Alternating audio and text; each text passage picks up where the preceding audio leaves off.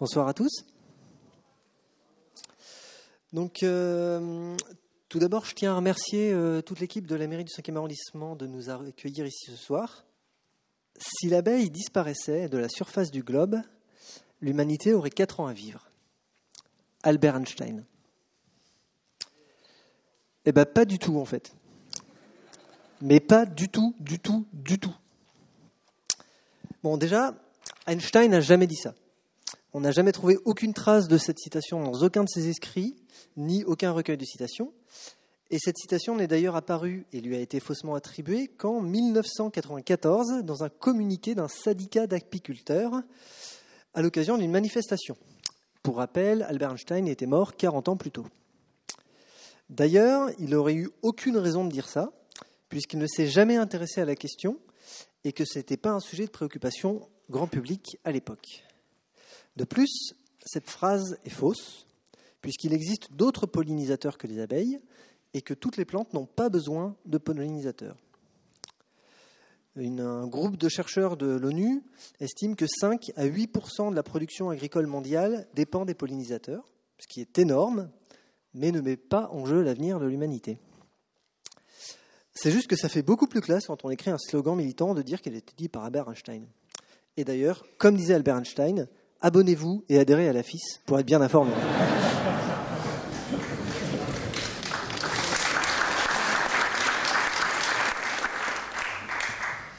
Et donc ce soir, nous allons parler de la mortalité des abeilles.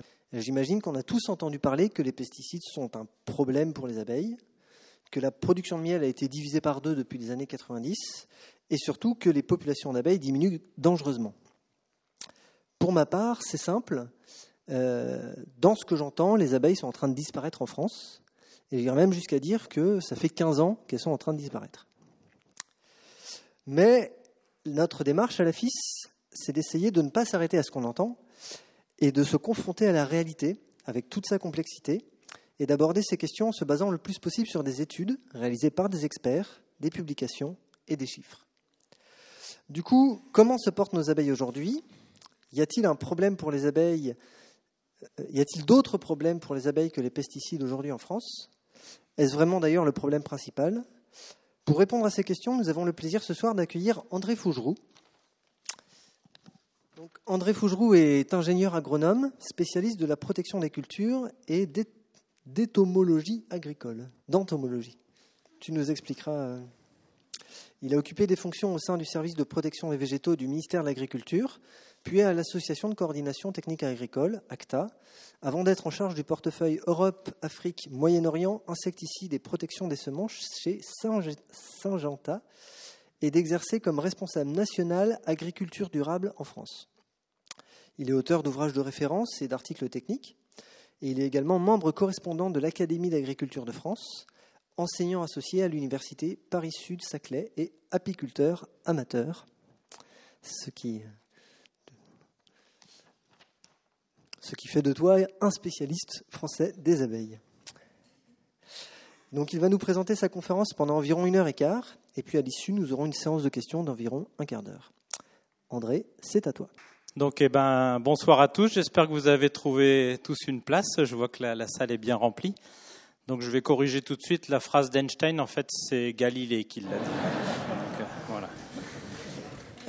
Donc, voilà. La mortalité des abeilles, c'est un sujet qui abreuve les discussions que l'on trouve régulièrement dans les médias et qui intéresse beaucoup de monde en France, en Europe et de par le monde en général. Alors, je vais essayer de faire un petit point là-dessus. Avant de commencer sur les questions de mortalité d'abeilles, je me suis dit que ça serait peut-être pas mal de refaire un point sur ce que sont les abeilles. Parce que sous le vocable abeille, on peut mettre beaucoup de choses. Ensuite, je voulais parler un petit peu de l'apiculture, vous donner parce que de temps en temps, on utilise des mots qui ne sont pas forcément compris par tout le monde. Et donc, je souhaitais vous donner aussi quelques petites clés. Alors, je m'en excuse auprès de ceux qui connaissent bien l'apiculture. Ça va leur paraître des banalités. Ensuite, je vous parlerai de la situation des abeilles mellifères et les problèmes rencontrés en production apicole. Et puis, on abordera la partie cause de mortalité. et je vous déroulerai un certain nombre d'hypothèses sur ces causes de mortalité. Et puis, on conclura. Voilà. Donc, j'espère que ça vous convient, parce que si ça ne vous convient pas, je vais être très embêté. Voilà. Donc, je vous propose de commencer par définir ce que l'on appelle les abeilles. Alors, en général, quand on parle d'abeilles, on pense à l'abeille mellifère, c'est-à-dire l'abeille qui produit le miel, comme son nom l'indique. Ceci dit, il y a beaucoup d'autres abeilles qui appartiennent au même groupe, qui ressemblent en tout cas beaucoup. Vous avez les abeilles sauvages. Alors, je vous ai mis ici une abeille mellifère sur du colza, mais vous avez des toutes petites abeilles dites sauvages qui sont solitaires, donc ils ne vont pas créer des colonies comme l'abeille domestique que l'on a l'habitude de rencontrer. Donc, je vous ai mis quelques petites abeilles sauvages. Et puis, il y a un autre groupe qui appartient aussi qu'on classe en général dans les abeilles, c'est tout le groupe des bourdons. Les mégachilles, etc. Au total, on connaît à peu près 20 000 espèces d'abeilles. Et en fait, quand on parle d'abeilles, on parle d'une superfamille qui est la famille des apoïdes. Voilà, donc c'est une grande famille. Donc voilà, je vous demande de distinguer entre toutes les abeilles qui sont sauvages et puis l'abeille mellifère, qui est une abeille relativement domestiquée. Alors, l'abeille mellifère, on a une seule abeille mellifère qui est utilisée partout dans le monde pratiquement, qui est donc un nom latin, c'est Apis mellifera. Il existe d'autres abeilles qui sont très proches dans le monde, d'autres espèces d'abeilles qui sont très proches dans le monde, mais qui sont beaucoup moins intéressantes sur le plan de la production de miel. C'est pour ça qu'en fait la seule, il y a quelques petites exceptions, mais celle qui est la plus utilisée pour la production de miel, c'est l'abeille mellifère, l'abeille dite européenne, parce qu'en fait, elle est originaire d'Europe, elle a été exportée partout dans le monde, mais son origine naturelle, c'est l'Europe. Alors, quand on parle de l'abeille mellifère, Apis mellifera, il y a des sous-espèces d'abeilles qui, en fait, sont des races qui se sont développées tout autour du bassin méditerranéen, grosso modo, un peu en Afrique, et donc ils sont des races. Avec ces races, il y a eu des abeilles, il y a eu des croisements qui ont été faits par les gens qui sont intéressés à l'apiculture, des croisements qui ont permis d'avoir des abeilles hybrides, plus douces. En général, c'est ce qu'on recherche en apiculture, des abeilles plus douces, des abeilles qui produisent mieux, des abeilles qui sont mieux adaptées à certaines conditions climatiques ou à certains environnements. Et donc, il y a eu beaucoup de croisements de ces races d'abeilles au niveau européen et au niveau mondial plus généralement. Toutes les races de cette abeille, en fait, sont utilisées pour la pollinisation des cultures, la production de miel, la production de cire. Et en fait, l'exportation des abeilles de par le monde s'est faite essentiellement avec les missionnaires qui partaient et qui avaient besoin pour leurs églises d'avoir de la cire pour les cierges. Et donc, chaque missionnaire qui partait en voyage à l'étranger, en fait, emmenait avec lui ces colonies d'abeilles. Donc, ça a diffusé, si vous voulez, l'apiculture. Le mode de production européen s'est diffusé de par le monde grâce à cette diffusion de l'abeille mellifère. Alors, autre production qui est moins importante, si je peux dire, c'est la propolis. Je pense que les abeilles produisent une sorte de gomme qui a des vertus antiseptiques. Elles se servent de cette gomme pour boucher les trous des ruches, pour calfeutrer la ruche. Et donc, ces boules de propolis sont commercialisées, notamment dans les magasins qui vendent des substances de propriétés antiseptiques, avec des effets sur les maladies humaines. Donc, il y a un commerce de propolis lié à l'apiculture. La gelée royale qui est aussi commercialisée, donc est produite par les abeilles bien évidemment, et qui est commercialisée pour ses propriétés tonifiantes, etc. Et puis la production de venin, donc, est utilisée en apithérapie Voilà, donc des techniques dont je ne vous parlerai pas parce que je ne connais rien du tout à l'apithérapie. Mais voilà toutes les utilisations que l'on peut faire, si vous voulez, de l'abeille domestique. Alors, dans les abeilles domestiquées, on a donc l'abeille Lapis mellifera, l'abeille mellifère dont je viens de vous parler. Mais ce qui est pas mal utilisé aussi maintenant, ce sont les bourdons. Les bourdons sont utilisés notamment pour la production de tomates. Et ici, vous avez une fleur de tomate avec un bourdon qui est en train de récupérer le pollen sur la fleur. Alors pourquoi on utilise les bourdons en production de tomates ? Avant, ça se faisait à la main. C'est-à-dire il y avait des gens qui secouaient les fleurs de tomates et de façon à détacher le pollen pour pouvoir avoir une fécondation, pour pouvoir avoir des tomates. Vous imaginez que ce n'était pas un métier très passionnant de secouer des centaines de fleurs ou des milliers de fleurs par jour. Et puis un beau jour, quelqu'un a eu la très bonne idée de dire mais finalement les bourdons font ça très bien. Pourquoi est-ce qu'on n'utiliserait pas les bourdons pour polliniser les tomates et pour éviter ce travail manuel peu intéressant. Un autre avantage du bourdon, c'est qu'il y a beaucoup de production de tomates qui se font sous serre. Et sous serre, on peut installer des ruches de bourdons. C'est-à-dire les bourdons arrivent à vivre dans des serres de production de tomates, arrivent à vivre pendant 3-4 mois, etc. Ce qui n'est pas le cas de l'abeille domestique. L'abeille mellifère dont je vous ai parlé, cette abeille mellifère, si vous la bloquez dans une serre, dans un environnement limité, au bout d'un moment, elle a des gros problèmes d'orientation, elle se met à tourner en rond, elle devient très agressive, et donc c'est absolument invivable. Donc cette abeille-là a besoin d'espace, si je peux dire, alors que le bourdon peut se développer, peut assurer la pollinisation des tomates dans un environnement restreint. Voilà. Et puis alors il y a une autre abeille qui est une abeille sauvage pour l'instant qu'on commence à domestiquer entre guillemets, en tout cas en Europe, c'est une petite abeille qui s'appelle l'osmie. Alors regardez pas trop les échelles parce que c'est pas tout à fait les mêmes tailles. C'est une abeille qu'on trouve dans ce qu'on appelle les hôtels à insectes. Je sais pas si vous savez, on voit ça maintenant dans les parcs, dans les jardins, dans un certain nombre d'établissements. Ce sont des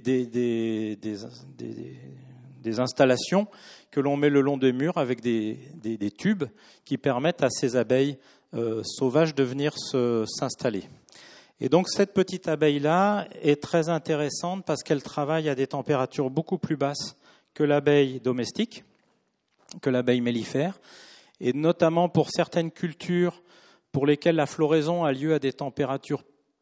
Donc l'abeille mellifère, en général, pollinise les fleurs à partir de 13 degrés, 12, 13 degrés, dans ces eaux-là. Il y a des plantes qui fleurissent à des températures plus basses. Et pour assurer la pollinisation de ces plantes, on essaye de trouver... Alors les bourdons travaillent aussi à des températures plus basses.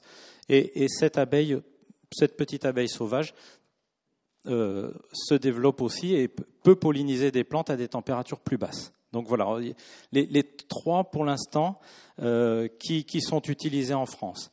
Aux États-Unis, il y a une autre abeille qui est utilisée pour la pollinisation de la luzerne, parce qu'elle est très spécifique de la luzerne. Il y a eu des tentatives en France, mais ça s'est pas vraiment fait. Alors les bourdons.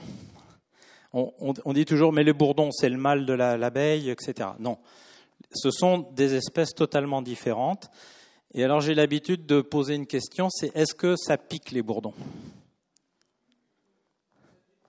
Alors tous ceux qui disent non, qui pensent que ça ne pique pas, levez la main. Bon. Et donc les autres, vous pensez que ça pique. Alors tous ceux pour qui ça ne pique pas, est-ce que vous attrapez les bourdons à la main ? Quand vous en voyez, vous les attrapez ? Non ? Oui ?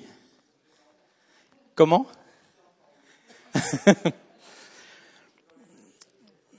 Alors, en fait, toutes ces abeilles piquent, y compris les bourdons.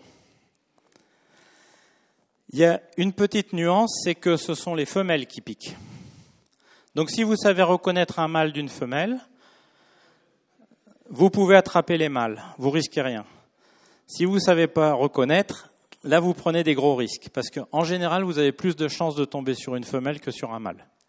Voilà, il y a plus de femelles d'une manière générale que de mâles dans les colonies de bourdons.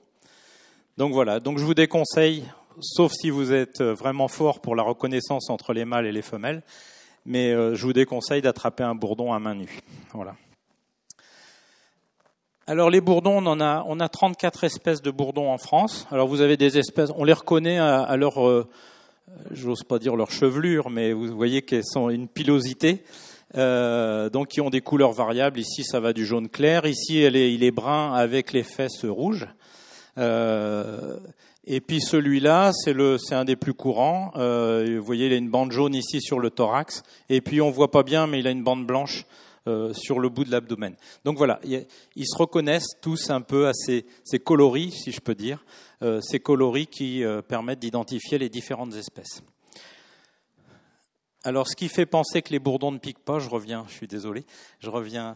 c'est qu'ils sont assez pâteaux et en général, ils s'occupent pas trop de nous. Enfin, si on les embête pas, ils viennent pas vous embêter. Par contre, une ruche d'abeilles mellifères, si vous mettez devant leur passage, si elles voient que vous risquez, si elles considèrent que vous représentez une menace pour elles, elles vont vous attaquer. Voilà. Le bourdon, vraiment, il faut l'attraper pour qu'il commence à se défendre, quoi. Ensuite, les petites abeilles sauvages. Alors, il y en a des toutes petites. Ça, c'est une toute petite. Vous avez ici une feuille d'une toute petite fleur, vous voyez, de brionne, et vous avez l'abeille qui est là avec sa petite boule de pollen. Donc, il y en a des toutes petites. Puis, il y en a une très grosse que l'on a en France, qui s'appelle l'abeille charpentière, qui est une abeille qui niche dans le bois qui a été coupé, enfin dans les tas de bois, voilà. Elle va faire ses galeries dans les tas de bois. C'est une très grosse abeille qui fait à peu près cette taille-là. Et toujours le même schéma, les mâles ne piquent pas, les femelles piquent, donc voilà. Et puis vous voyez la petite abeille rousse dont je vous parlais tout à l'heure. Donc vous avez ces fameux hôtels à insectes, la petite abeille rousse qui est dessus, qui va amalgamer, qui va se faire son nid dans chacun de ces tubes, et elle va pondre. Alors je vous ai mis ici je ne sais pas si vous voyez bien au fond, c'est peut-être un peu juste, non ? Vous avez les logettes, vous avez un certain nombre de logettes dans le tube, dans lesquelles vous avez les différents stades de cette petite abeille solitaire. Donc vous voyez, il y a bon alors vous voyez peut-être pas très bien d'ailleurs, mais les larves sont à l'intérieur, et elles vont se développer en se nourrissant d'une pâte qui est faite de pollen et de nectar. Donc elles vont aller chercher du pollen et du nectar sur les fleurs. Elles vont faire une pâte, ce qu'on appelle du pain d'abeille, qui en fait va servir à nourrir les larves. Voilà. Les abeilles, d'une manière générale, elles ont besoin de pollen. Donc elles vont sur les fleurs récupérer du pollen qu'elles fixent, enfin les femelles, parce que, oui ça je vous ai pas dit, les mâles font pas grand-chose en général. Ne tirez pas de conclusion par rapport à l'homme, mais... les mâles ne font pas grand-chose à part s'accoupler avec les reines ou les fondatrices. Et donc les femelles, les ouvrières, ce qu'on appelle les ouvrières pour les abeilles, elles vont aller récupérer du pollen qu'elles vont amalgamer en faisant une boulette de pollen qu'elles fixent sur leurs pattes et qu'elles vont ramener à la ruche. Avec ce pollen, elles vont se servir de ce pollen pour nourrir leurs larves. Et donc elles vont aller le déposer dans les alvéoles pour nourrir les larves. Donc ça c'est la première source de nourriture, et donc dans le pollen elles vont trouver des protéines, des lipides, des vitamines, etc., un certain nombre d'ingrédients qui leur permettent de se développer. Et puis elles vont avoir besoin d'un deuxième ingrédient, c'est le nectar des fleurs. Alors ici vous avez une fleur de colza qui a été coupée, et vous voyez 2 gouttelettes, une ici et une ici, qui sont en fait les gouttelettes de nectar. C'est ce jus sucré qu'elles vont aller récupérer, qui va leur servir de carburant, si je peux dire. C'est ce qui va leur apporter l'énergie. Donc elles ont cette activité de récolter toujours du nectar et du pollen. Pourquoi l'abeille mellifère est plus intéressante pour la production de miel ? C'est parce qu'elle a, par rapport aux autres, les autres se contentent de nourrir leur colonie. Les petites abeilles sauvages dont je vous ai parlé, elles vont se contenter de nourrir leur colonie, elles vont pas stocker, elles n'ont pas cette habitude d'aller stocker. L'abeille mellifère, elle stocke en abondance, beaucoup plus qu'elle a besoin finalement. Et en fait, c'est ce surplus, si je peux dire, que les apiculteurs récoltent pour le miel. Alors, il y a d'autres... bon, je vous ai mis ça. Ça sont ce qu'on appelle des cirfes. Ça ressemble un peu aux abeilles. Vous voyez, c'est jaune, noir. Alors, les gens disent, oui, c'est un peu comme une abeille. Non. En fait, ce sont des diptères. C'est plus proche des mouches. Donc ça ne pique pas du tout. Ça, ceux-là, vous pouvez les attraper à la main. Il n'y a pas de souci. Et certains cirfes s'amusent à ressembler aux bourdons.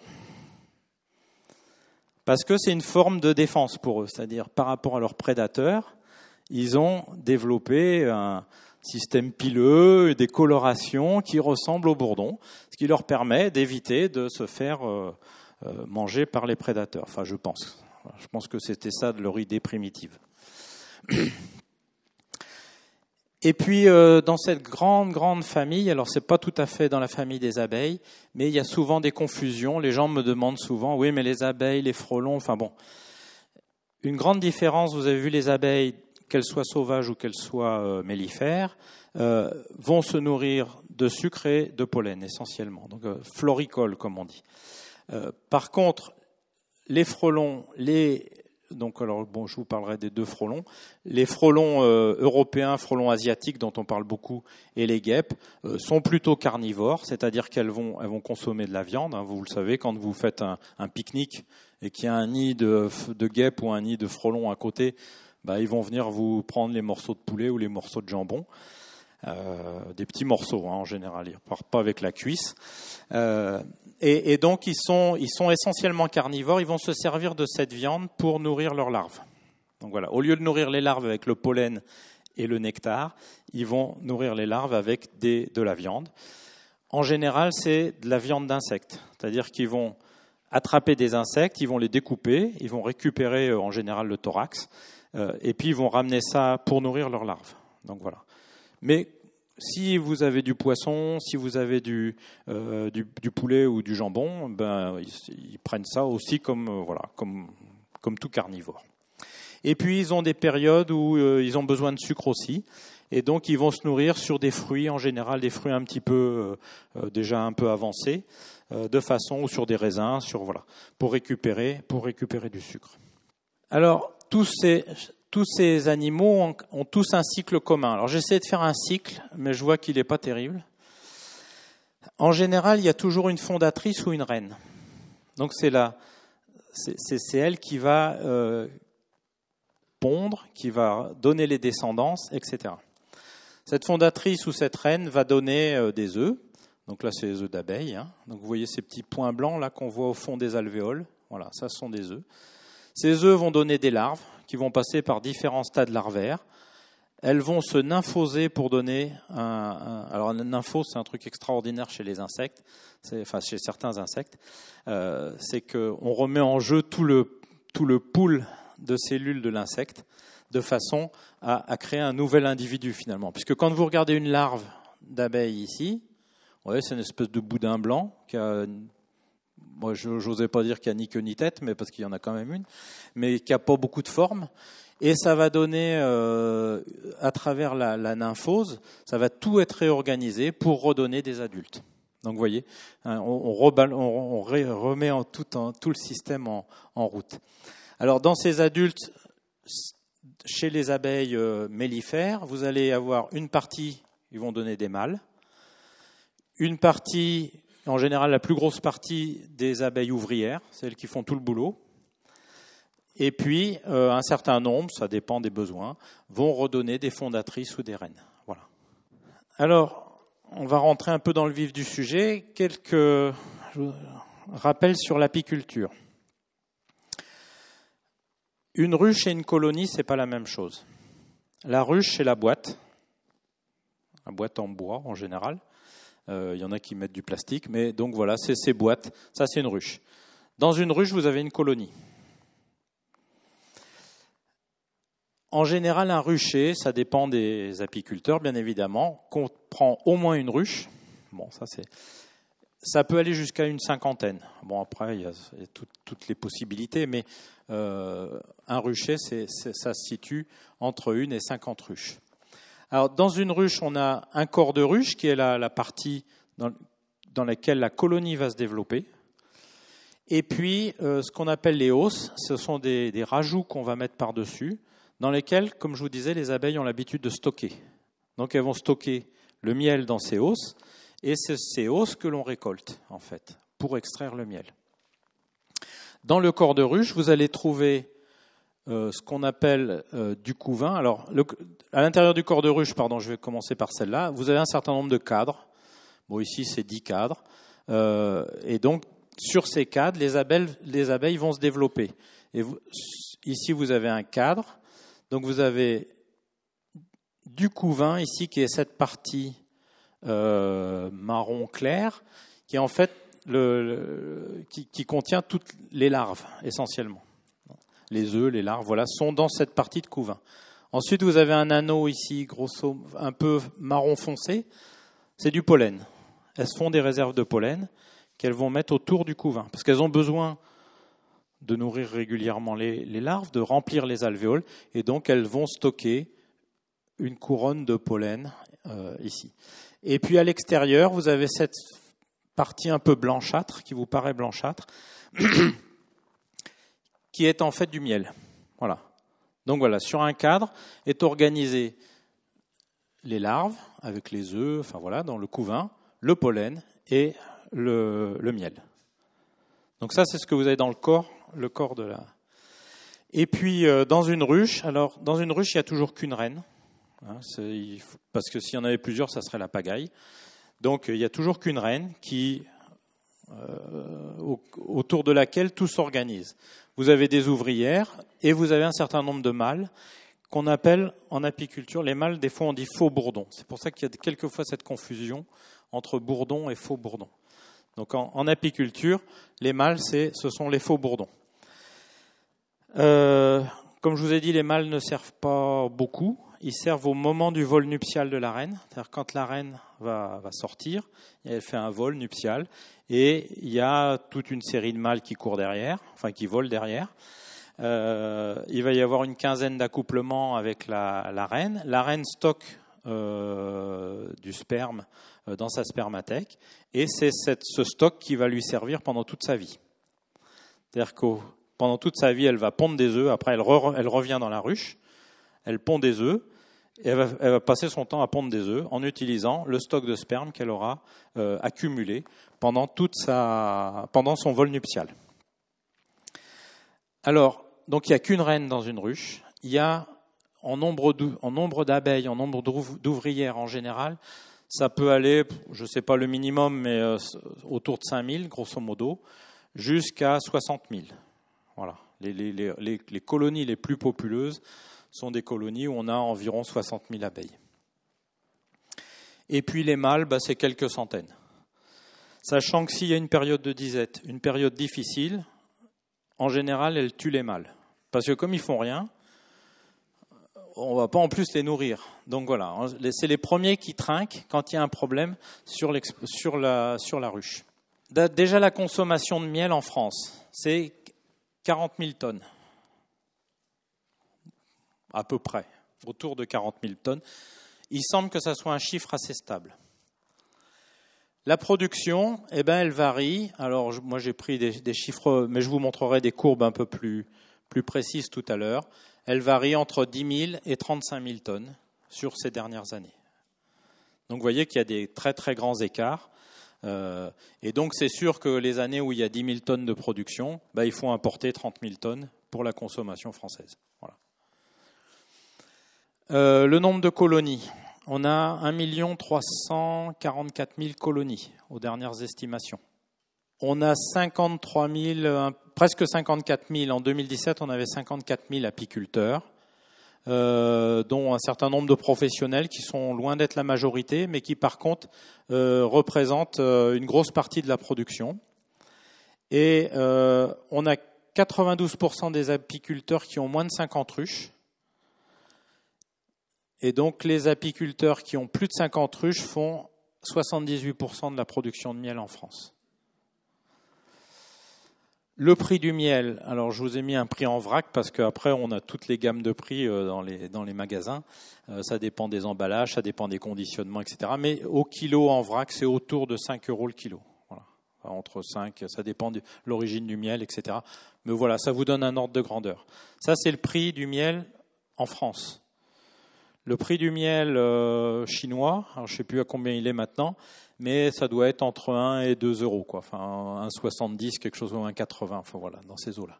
Donc vous voyez qu'il y a un problème aussi de différentiel économique pour les producteurs, les apiculteurs français.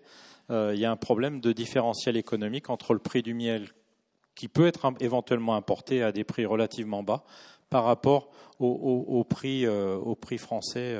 Voilà. Les origines. Alors là, c'est vraiment pas lisible pour le fond. Je vais commencer. Le miel toute fleur, c'est à peu près 21%. Le miel de montagne, c'est 7%. Le miel de forêt, 4%.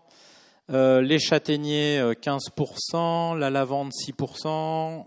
Les autres monofloraux, c'est-à-dire, bon, vous pouvez avoir des miels particuliers. Le miel d'oranger, par exemple, qui peut être fait en Corse, etc., sont des miels particuliers. C'est à peu près 10%. L'acacia, c'est 6%. Le colza, c'est 13%, 14% pratiquement. Et le tournesol, c'est 10%. Voilà, vous avez une palette, si je peux dire, des miels qu'on peut trouver, qu'on peut produire en France. La production mondiale de miel depuis 1961. Donc là, c'est en millions de tonnes. Alors, vous voyez qu'en 1961, elle était autour de 700 000 tonnes, si je ne me trompe pas, oui, c'est ça, 700 000 tonnes. Et on est à peu près à 1,5 million. Oui, c'est 1,5 million de tonnes. Les pays producteurs, le plus gros producteur et de très loin, c'est la Chine. 400 000 tonnes. Donc c'est quasiment un tiers de la production mondiale. L'Europe, l'Union européenne, pardon, c'est environ 150 000 tonnes. C'est arrondi, mes chiffres. C'est la Turquie, 90 000 tonnes. L'Ukraine, 80 000 tonnes. L'Argentine, 80 000 tonnes. Les USA, 80 000 tonnes. Et le Mexique, 60 000 tonnes. Là, vous avez les principaux producteurs mondiaux de miel. Une autre activité de l'apiculture, c'est la pollinisation.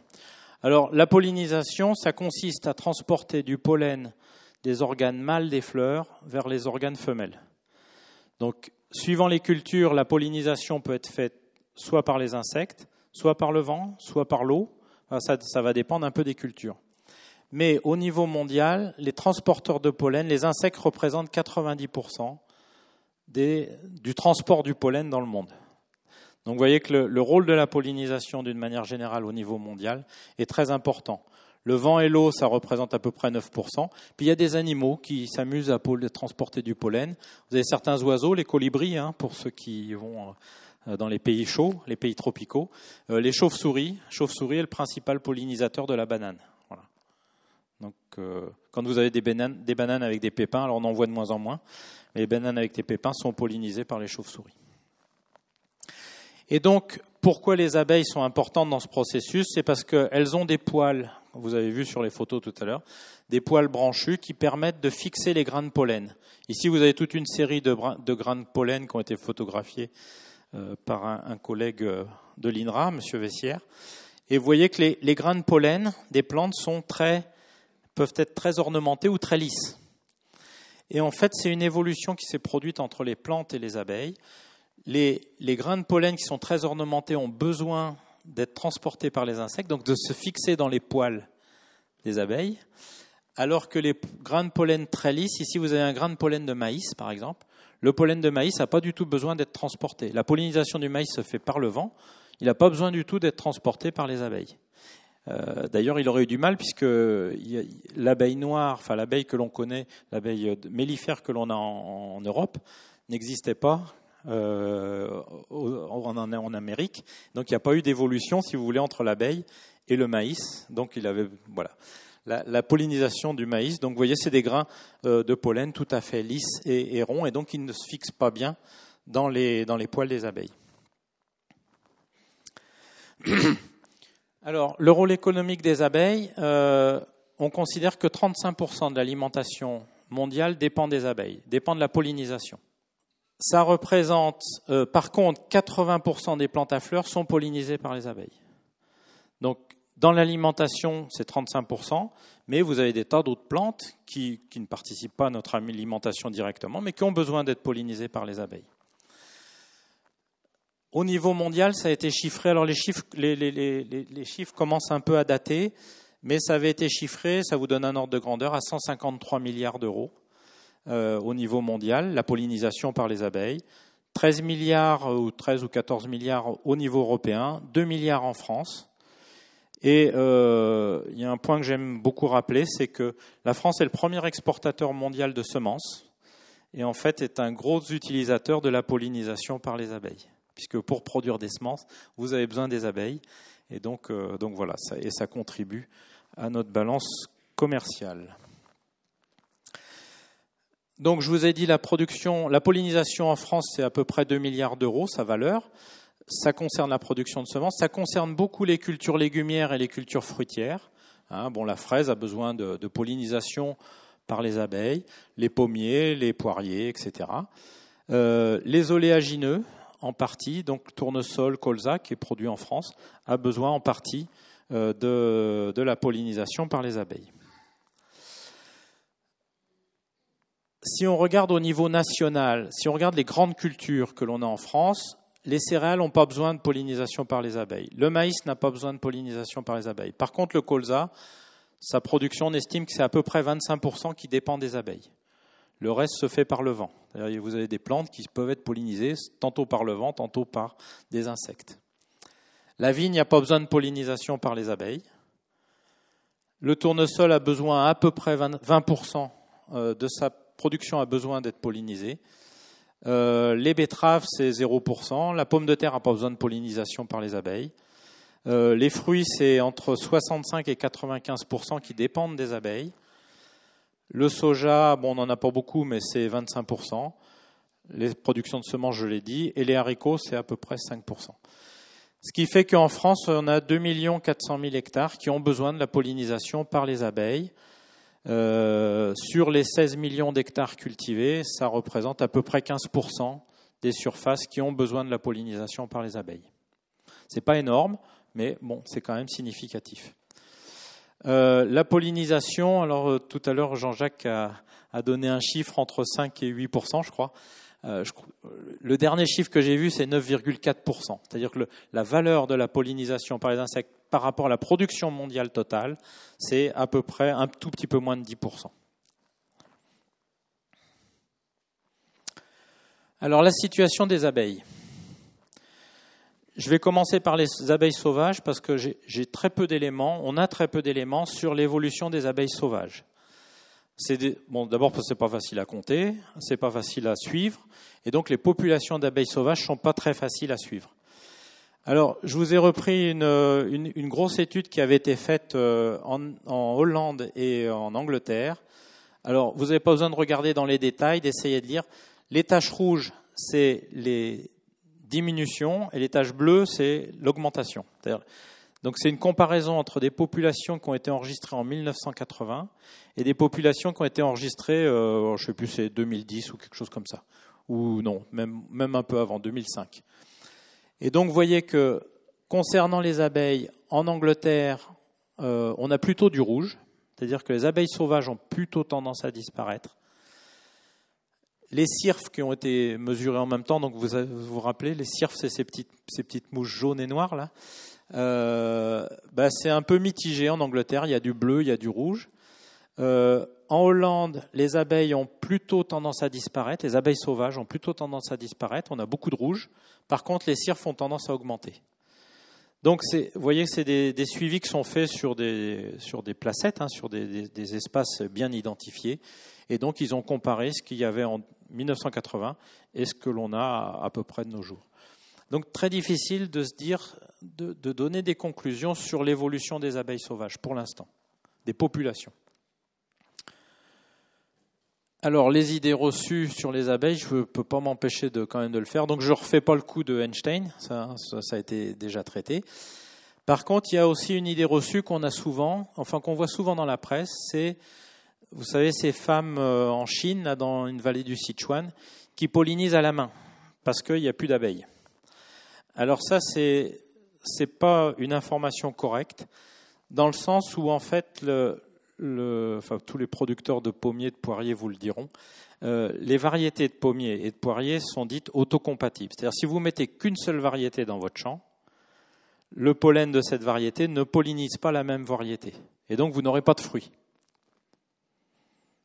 Ce qui fait que les producteurs de pommes et de poires, ce qu'ils font, c'est qu'ils mettent la variété qui les intéresse à récolter et puis une autre variété qu'on appelle pollinisatrice. C'est-à-dire qu'il va apporter un autre type de pollen qui va servir à polliniser la variété que l'on veut commercialiser.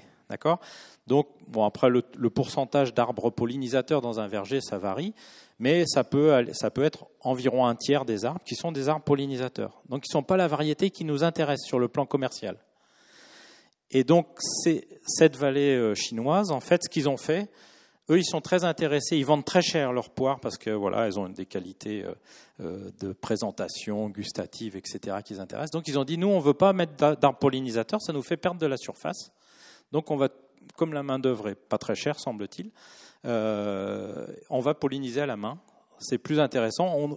Comme ça, on rentabilise au maximum notre surface vers la variété commerciale qui nous intéresse.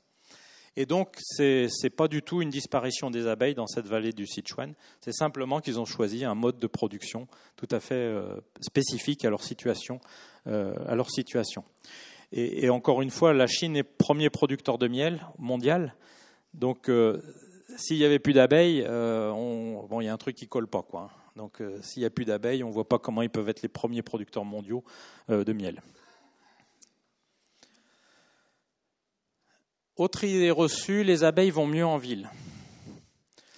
Alors, je vous ai mis ici un graphique, vous avez différentes... alors, c'est les taux de mortalité dans différents environnements. Donc, vous avez ici les grandes cultures en jaune, l'arboriculture, la vigne. Ici, vous avez les forêts et les landes.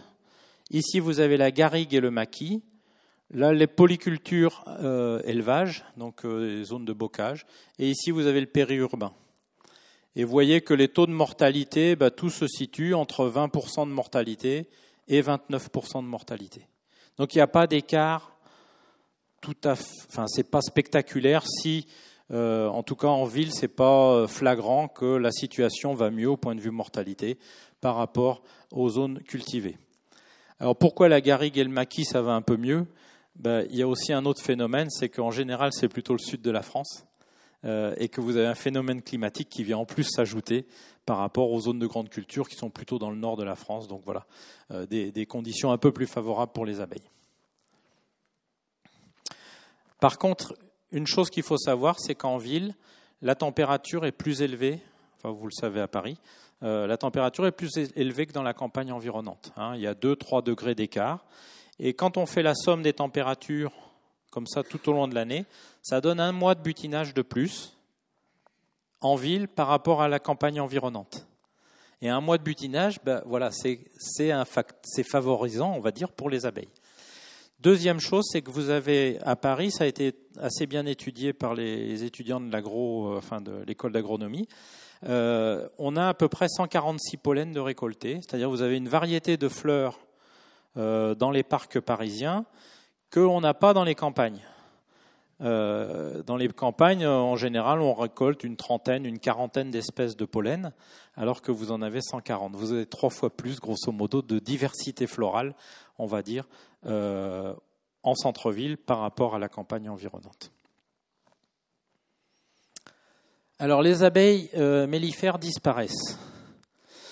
Alors, je vais vous décevoir, mais ce n'est pas tout à fait exact, puisque une étude qui avait été faite, qui a été publiée en 2009, un inventaire qui a été fait pour le compte de la FAO, et les populations d'abeilles domestiques dans le monde ont augmenté de 45% en 2009. Le phénomène continue, puisque sur les mêmes bases, c'est-à-dire entre 1961 et donc là je crois que c'est 2014, le dernier chiffre, la population mondiale d'abeilles a augmenté de 65%. Donc vous voyez que globalement, au niveau mondial, les abeilles ne disparaissent pas du tout. On voit ici, ça c'est l'Asie, la courbe jaune. Donc vous voyez l'explosion des nombres de colonies en Asie, tout à fait colossale. Ici c'est l'Afrique en marron. Vous avez l'Amérique du Sud ici en marron foncé et l'Amérique du Nord en marron un peu plus clair. Par contre, ce qu'on voit, c'est l'Europe ici. Alors l'Europe, c'est l'Europe au sens continent, c'est-à-dire c'est pas l'Europe, l'Union européenne. On a une chute de la population qui se situe dans les années 90.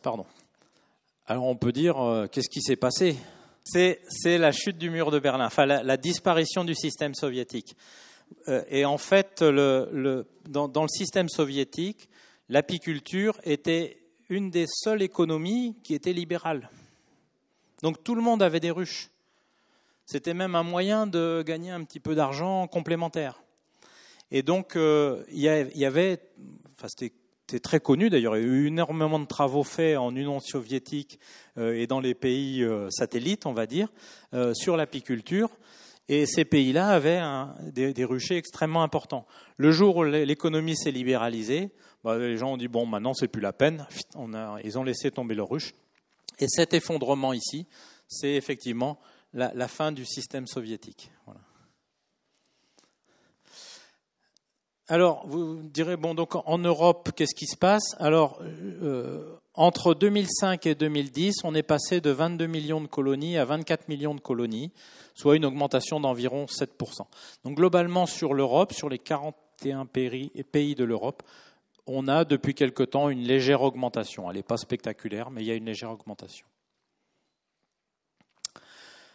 En France, vous allez me dire, qu'est-ce qui se passe en France ? Alors, le nombre de colonies, j'ai récupéré donc les chiffres de 1995, on avait 1 350 000 colonies.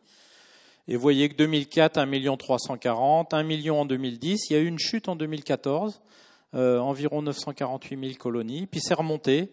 Et là, en 2017, le dernier chiffre que j'ai, c'est 1 344 000 colonies. Donc vous voyez que le nombre d'abeilles, le nombre de colonies d'abeilles n'a pas baissé.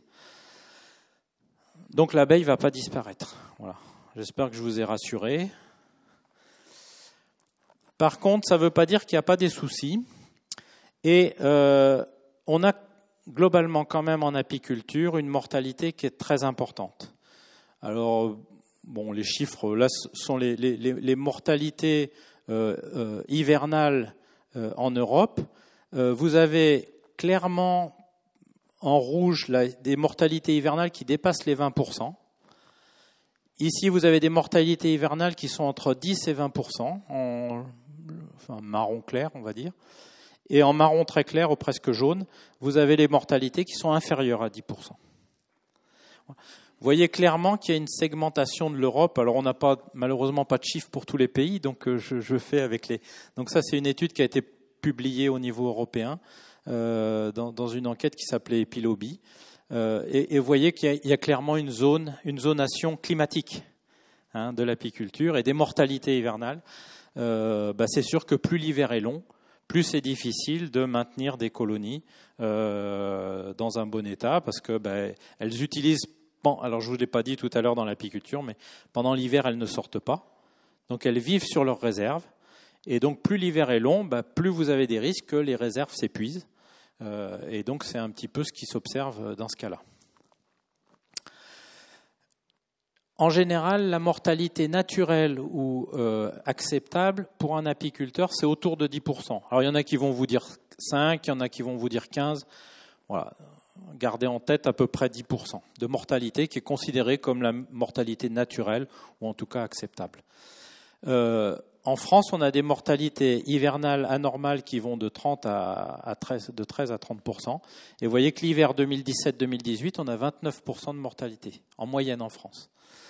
Donc, vous comprenez bien que n'importe quel producteur, imaginez un éleveur laitier qui perdrait un tiers de ses vaches tous les ans, ça pose quand même des problèmes. Donc il y a clairement une question de mortalité qui est relativement importante en France, enfin en Europe d'une manière générale d'ailleurs. Là j'ai juste mis mais vous avez à peu près les mêmes chiffres, c'est les mortalités en Alsace, Parce que j'avais les chiffres pour l'Alsace. Voilà, entre 2010, vous voyez, vous avez en mortalité, alors ce qu'on appelle les ruches mortes, c'est-à-dire il n'y a vraiment plus rien dedans, ou que des abeilles mortes. Et puis il y a ce qu'on appelle les non-valeurs. Les non-valeurs sont des ruches où la colonie n'est pas morte, mais elles vont rien produire pendant l'année. C'est des colonies très faibles, etc. Donc on dit elles n'ont aucune valeur.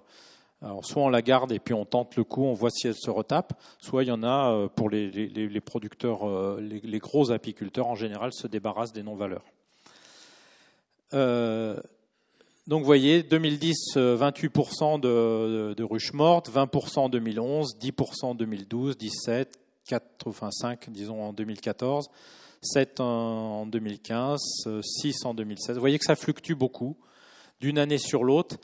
Et il y a clairement des effets climatiques, il y a des effets probablement de parasites, il peut y avoir des effets liés à l'environnement. Alors les mortalités, quelles sont les causes de mortalité des abeilles ? La première, c'est la pression, la première dans mon dessin, c'est la pression sanitaire. Les abeilles ont, comme tout animal, si je peux dire, des maladies, des parasites, et donc qui vont agir sur la santé des colonies. La génétique, très honnêtement, d'abord j'y connais pas grand-chose en génétique des abeilles, mais c'est quand même une question qui se pose sérieusement, c'est-à-dire que je vous ai parlé tout à l'heure des races d'abeilles, donc chacun fait un peu ses croisements, si je peux dire, ou en tout cas utilise des abeilles qui viennent d'un peu partout de l'Europe ou du monde, puisque c'est assez facile de se procurer des abeilles en Argentine ou en Australie. Et donc on fait venir des génétiques comme ça. Il n'y a pas de plan, si vous voulez, d'amélioration génétique vraiment structuré pour l'instant.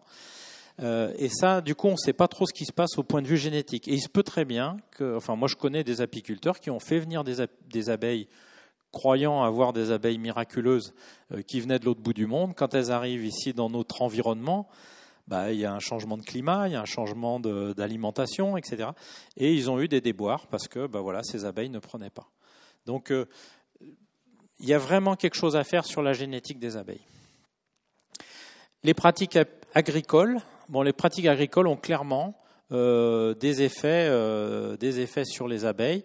Je vous montrerai tout à l'heure l'évolution du paysage agricole et les conséquences que ça peut avoir sur les alimentations d'abeilles. Les pesticides, il y a des intoxications, donc ça il faut essayer de l'éviter au maximum. Les pratiques apicoles, donc là je vous ai parlé des importations de rennes, mais il y a d'autres questions qui se posent.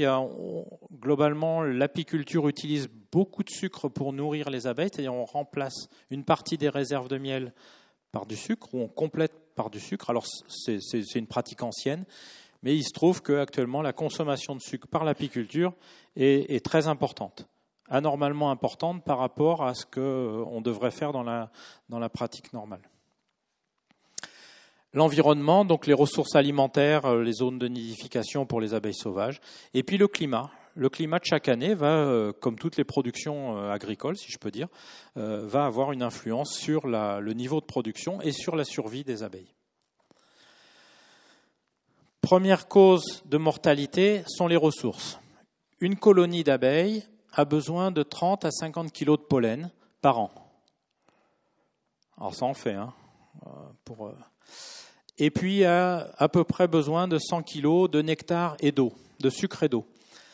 Et surtout, il a besoin d'une ressource diversifiée. C'est-à-dire que si vous donnez toujours la même chose aux abeilles, c'est-à-dire si vous avez des monocultures, vous avez toujours la même chose, c'est comme si on vous donne tous les jours des frites. Au bout d'un moment, vous en aurez marre et puis vous aurez des problèmes de nutrition, etc. Les abeilles, c'est pareil. Il leur faut une diversification dans leurs ressources alimentaires. Et globalement, dans les milieux agricoles, on s'aperçoit qu'on a des ressources en pollen et en nectar qui deviennent insuffisantes et des déséquilibres nutritionnels. Par exemple, les abeilles vont chercher du pollen de maïs. Quand vous êtes dans une zone où il n'y a que du maïs et qu'elles vont chercher que du pollen de maïs, le pollen de maïs est carencé en certains acides aminés et donc ça entraîne automatiquement des déséquilibres alimentaires sur les colonies.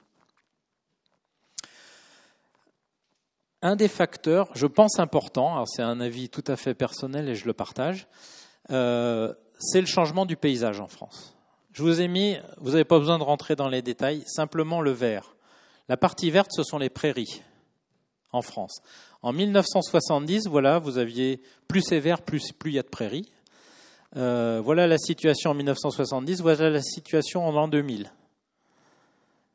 Bon, il n'y a pas besoin de faire un grand dessin pour comprendre que on a perdu énormément de prairies. Or, les prairies sont toujours des milieux assez stables, dans lesquels vous avez une ressource florale assez régulière. Et donc, vous voyez que... alors, moi, je m'amuse toujours à prendre l'exemple du beurre Charente-Poitou. Vous savez, le beurre Charente-Poitou qui était... Bon, à une époque, on pouvait faire parce qu'il y avait des prairies. Maintenant, le beurre Charente-Poitou, le lait, il vient plus du Charente-Poitou. Hein. Enfin, pas beaucoup, en tout cas. Voilà, donc... Juste pour vous illustrer le changement de paysage en l'espace de 30 ans, hein, le changement de paysage au niveau national. Alors là, je vous ai mis la production de miel en tonnes, et puis je vais vous montrer les effets du paysage là-dessus. Là, c'est 1961. Là, c'est le fameux pic dont on parlait, qui est de 35 000 tonnes, donc qui était l'année record de la France, 35 000 tonnes produits. Et puis ici, on est en 2015-2016, autour un petit peu moins de 20 000 tonnes. D'accord ? Donc vous voyez la fluctuation de la production de miel. Et quand on dit la production de miel a été divisée par pas tout à fait 2, mais presque 2, c'est pas faux si on part de ce point-là. Par contre, si on est sur quelque chose de plus moyen, voilà, on avait ici un pic qui est un peu exceptionnel, si je peux dire.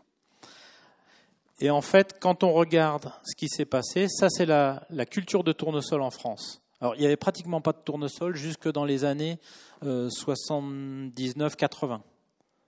On en trouvait quelques parcelles dans le sud de la France, mais c'était une culture qu'on ne voyait pratiquement pas en France. Et puis d'un seul coup, on est passé, jusque dans les années 90, à 1 200 000 hectares de tournesol. Bon, maintenant, du tournesol, on en voit assez classiquement, en tout cas quand on va vers le sud. Ceci dit, la surface de tournesol a rebaissé entre-temps, pour des raisons économiques essentiellement. Voilà. Et donc on voit qu'il y a quand même une influence assez... Enfin, le tournesol apporte une source de nectar qui permet de faire du miel de manière très importante pendant l'été. On pouvait se dire le colza, donc je vous ai mis la courbe de production de colza ici, surface de colza en France. C'est pareil, en 1960, il n'y avait presque pas de colza en France. On n'utilisait pas le colza pour faire de l'huile alimentaire. On avait des variétés qui n'étaient pas bonnes du tout. Et donc, il n'y avait pratiquement pas de production de colza. La production de colza est maintenant autour de 1 500 000 hectares. Les surfaces en prairies permanentes. Alors, on est passé de 14 millions d'hectares de prairies permanentes à un peu moins de 10 millions maintenant. Donc, on a perdu un tiers de nos prairies. C'est le diagramme vert que je vous ai montré tout à l'heure. Ce qu'on a perdu aussi, c'est le trèfle violet. On avait pas loin de 700 000 hectares de trèfle violet. On n'en a quasiment plus. Or, le trèfle est une culture importante pour les abeilles et pour les bourdons. Et puis la luzerne, on est passé de 1 700 000 hectares à autour de 300 000. Voilà. Vous voyez, donc, il y a eu des bouleversements dans le paysage français en l'espace d'une 30-40 ans, quoi.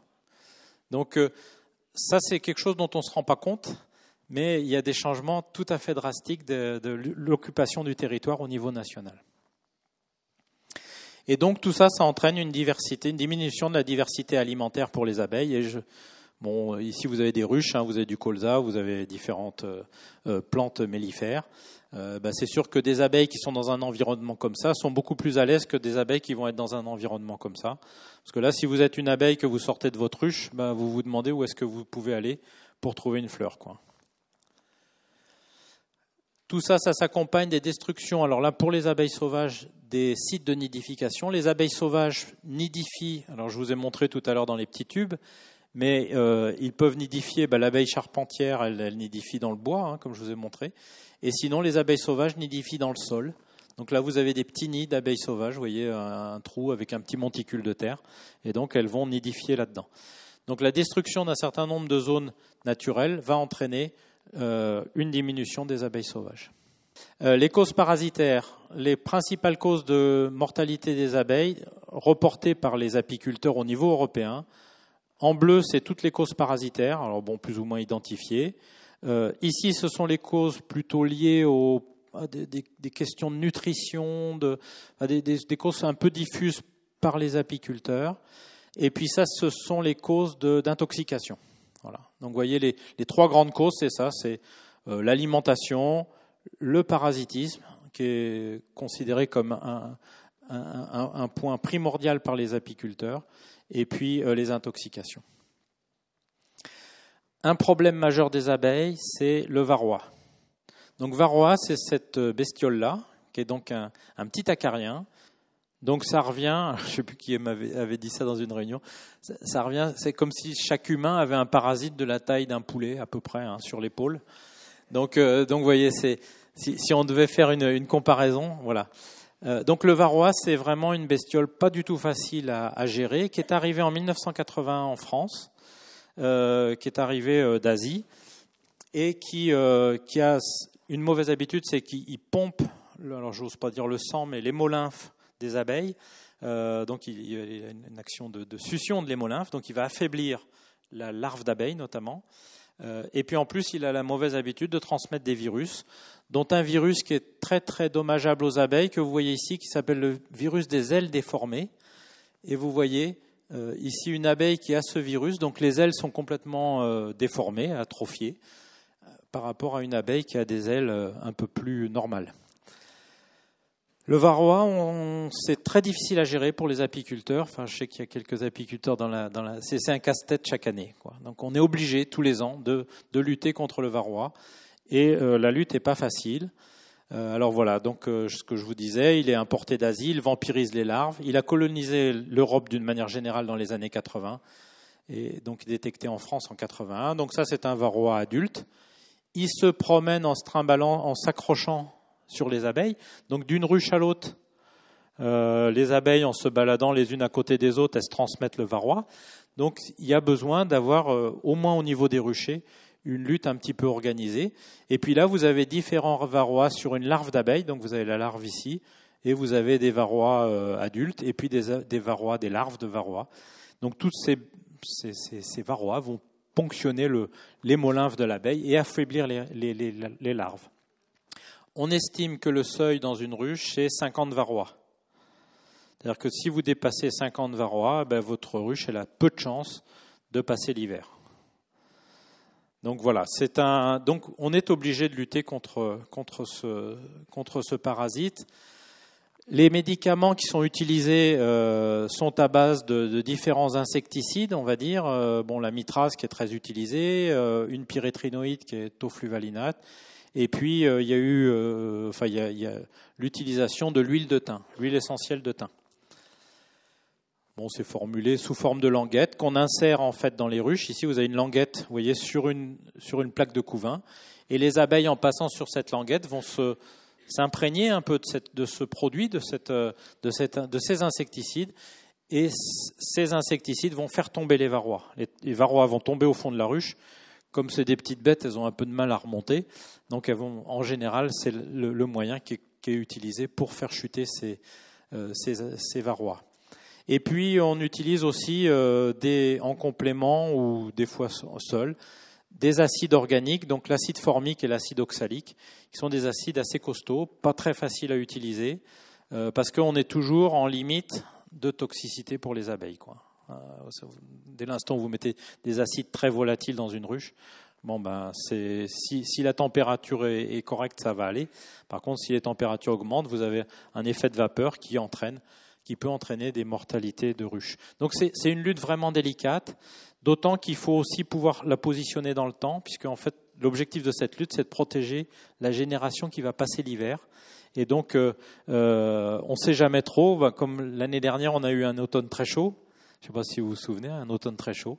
Et c'est difficile de savoir quand est-ce que va commencer la génération d'hiver. D'une manière générale, tout le monde reconnaît que le varroa est vraiment un gros facteur de mortalité. Donc là, c'est l'Institut de l'apiculture qui l'avait évalué suite à une enquête 2008-2011. Voilà. Et on voit que là on a les pertes hivernales suivant le mode de lutte contre le varroa. Et on voit que si vous utilisez une lutte correctement faites, je ne veux pas faire de publicité pour aucun produit, mais correctement faites, vous passez à 10% de mortalité.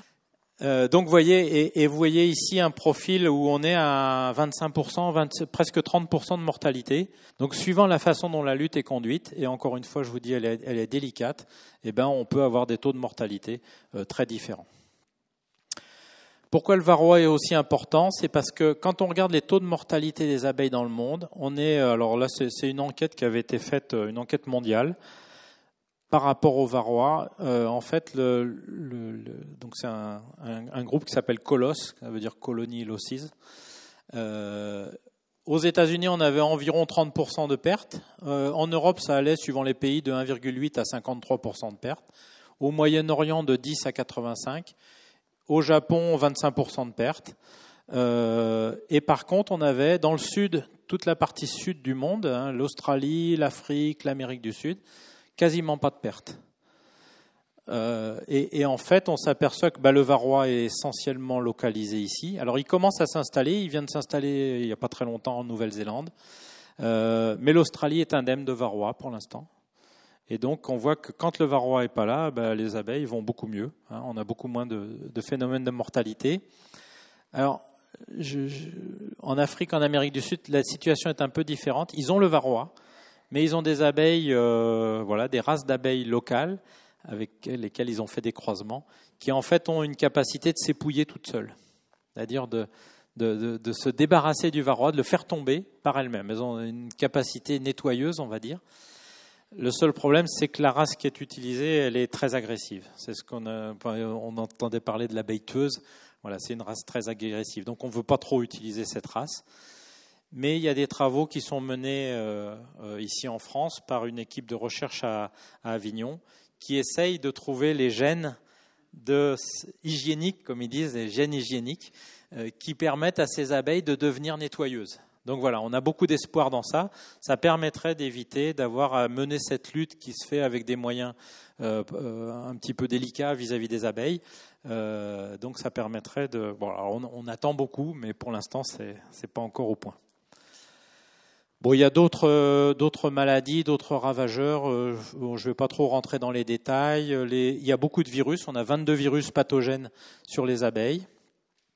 Et puis, alors, parce que celui-là, on le voit, et puis, bon, on en a beaucoup souffert, en tout cas dans la région parisienne l'année dernière.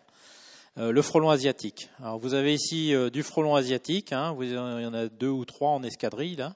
Peut-être encore un là, je ne sais plus. Et en fait, les abeilles, quand elles voient ce frelon asiatique, elles n'osent pas sortir. Elles sont bloquées, ça leur fait peur, voilà, donc elles ne sortent pas. Ou alors des téméraires, des fois, mais bon, en général, elles restent devant l'entrée. Le frelon est arrivé à Tonins, dans le Lot-et-Garonne, avec des poteries chinoises en 2004. Les gens ne s'en sont pas aperçus tout de suite, mais enfin, bon, quand même, on l'a su assez vite. On va dire que peut-être tout n'a pas été fait pour l'arrêter. Bon, c'était bien circonscrit. Il y aurait eu peut-être, en mettant un certain nombre de moyens, le moyen de bloquer le frelon asiatique dans cette région-là. Bon, ça c'est pas fait pour différentes raisons. Et finalement, le frelon a colonisé toute la France. Il a fait des incursions en Allemagne, en Belgique, Espagne, je ne sais plus si l'Italie, peut-être un peu l'Italie, là, l'Angleterre, voilà. Donc il est en train de s'étendre sur toute l'Europe. Voilà. Alors, le frelon asiatique est arrivé donc d'Asie dans ces fameuses poteries chinoises. En Asie, le frelon, ça c'est une photo de Quentin Rome du Muséum d'histoire naturelle. En Asie, elles savent se défendre contre le frelon asiatique. Elles ont évolué avec, et donc elles savent se défendre. Et elles font une espèce de boule. Alors vous avez la tête du frelon ici en rouge, et vous avez une boule d'abeilles autour qui en fait va vibrer, va chauffer le frelon. Et il se trouve que le frelon meurt à des températures plus basses, hautes mais plus basses que l'abeille. C'est-à-dire que l'abeille, en chauffant, la plupart vont survivre. Par contre, le frelon asiatique, lui, va mourir plus. Donc voilà, en Asie, elles savent se défendre, elles se jettent dessus, elles font une boule, eating ball, comme ils disent. Et donc, ils vont chauffer le frelon, ils vont le griller, si on peut dire. Voilà, et il va mourir comme ça. Alors ça, c'est une photo que j'ai prise chez moi. Et les abeilles françaises, elles savent reconnaître, ça c'est un frelon, mais un frelon européen. Donc elles le font sur le frelon européen. Elles savent le reconnaître, elles vont faire cette boule, elles vont le chauffer, elles vont le tuer, elles vont le faire tomber, voilà, elles se débarrassent. Donc le frelon européen, elles savent le gérer. Par contre, le frelon asiatique, elles ne savent pas du tout quoi faire. Et donc des abeilles qui sont attaquées en permanence par des frelons asiatiques ne vont pas sortir, donc elles ne vont pas rentrer de pollen, elles ne vont pas rentrer de nectar, elles ne vont pas faire de réserve, et donc elles ne vont pas pouvoir passer l'hiver. Donc voilà, on est très inquiets, en tout cas ici dans le secteur, on est très inquiets suite à cet automne chaud où on a eu énormément d'attaques de frelons. Et puis alors ça c'est le petit nouveau. C'est une petite baie. Alors vous avez une allumette, hein, ça c'est pas lui, mais à côté vous avez ce petit coléoptère qui est en fait un petit coléoptère qui s'appelle le petit coléoptère des ruches, Ethina tumida, qui en fait l'adulte se vole très bien, donc il peut se déplacer sur des grandes distances, et il a été découvert dans le sud de l'Italie. Alors vous avez ici le pointe de la botte et puis une partie de la Sicile. Et donc on est très inquiet parce qu'il est capable de se déplacer, et donc on pense qu'il va coloniser l'Europe. On espère que non, mais on n'a pas de certitude. Et actuellement, tous les apiculteurs sont un peu en vigilance par rapport à l'arrivée de ce coléoptère. Et là, vous avez des larves de ce coléoptère à l'intérieur d'un cadre d'abeilles. Et en fait, il a un gros inconvénient, c'est que ces déjections contaminent le miel, et le miel devient incomestible. Et donc, on est très inquiet sur l'arrivée de ce petit coléoptère, parce que là aussi, la lutte n'est pas facile. On espère que les Italiens vont le garder chez eux, mais bon, on n'a pas de certitude. Alors, les pesticides, ça a fait l'objet de beaucoup de discussions. Il faut distinguer les mortalités aiguës. Mortalité aiguë, c'est relativement facile en France. Mortalité aiguë, ça veut dire que vous avez un tas d'abeilles mortes devant la ruche. Donc vous dites, oula, il y a un truc qui s'est passé, il y a de fortes chances que ça soit une intoxication aiguë, et donc ça existe. Ça existe, ceci dit, c'est de moins en moins important, parce que les agriculteurs font de plus en plus attention, heureusement. Mais on a eu, donc là je vous ai repris des bilans qui ont été faits par le ministère de l'Agriculture qui suit ça. Donc en 2013, il y a eu 98 alertes. Sur les 98 alertes, il y avait 65 cas, c'est-à-dire 66% qui étaient des causes sanitaires essentiellement, 23 cas qui étaient, pour lesquels il y a eu des recherches de produits de traitement, de pesticides, et donc il y a eu 5 cas parmi l'ensemble qui ont donc environ 5%, pour lequel il y avait une relation avec un insecticide retrouvé dans les analyses. Une partie, c'est du fipronil. Alors, je ne sais pas si vous avez des chiens et des chats, mais il y a un truc qui s'appelle le Frontline, qu'on utilise pour les puces, et donc qui est à base de fipronil. Le fipronil n'est plus utilisé en agriculture. Donc, ces deux cas, on ne sait pas trop d'où ça vient. Ensuite, ce sont des pyrètres, des pyrétrinoïdes, qui sont soit utilisés, donc ils peuvent venir de l'agriculture ou d'usage vétérinaire ou d'usage apicole, puisque celle-ci est utilisée pour le varroa. Donc voilà, on ne sait pas trop, mais vous voyez que le nombre de cas de mortalité aiguë est relativement limité, au moins pour cette année-là. En 2014, c'est à peu près pareil, on a 62% où il n'y avait pas d'intoxication avérée, et on a 3,5% pour lesquels il y a effectivement des détections de pesticides. Alors, il y a eu l'affaire des néonicotinoïdes. Donc, je vous ai repris la courbe d'évolution de miel que vous avez vue tout à l'heure. Les néonicotinoïdes sont arrivés dans les années 90, 92 exactement en France. Et ça a correspondu pour les apiculteurs à la chute de la production de miel. Et donc, les néonicotinoïdes ont été ciblés quasiment dès le début par les milieux apicoles en disant il y a peut-être une relation entre ces néonicotinoïdes et la chute de la production de miel. Ça a conduit à l'interdiction d'un des néonicotinoïdes en 1999, donc d'abord sur tournesol, ensuite ça a été interdit sur maïs, ensuite ça a été interdit un autre produit pas néonicotinoïdes, mais proche des néonicotinoïdes, sur maïs et tournesol en 2005, ensuite un autre néonicotinoïde en 2012, Et finalement, ça a abouti en septembre 2018, donc c'est hier, à l'interdiction de tous les néonicotinoïdes en France. Ce qu'il y a, c'est qu'on voit, alors bon, j'ai mis, là c'est une estimation puisqu'on ne sait pas exactement quelle est la quantité de miel produite en 2018, mais on doit se situer autour de, entre 20 et 25 000 tonnes. Voilà. Donc on se situe par là, grosso modo. Donc la question, c'est est-ce que les néonicotinoïdes sont responsables ? C'est ce qui a fait l'objet d'un débat qui dure depuis 25 ans, je crois. Ouais, presque 25 ans. Est-ce que les néonicotinoïdes... Donc ça fait l'objet d'énormément d'études. Globalement, les études qui ont été faites au début, c'est-à-dire dans les années 2008,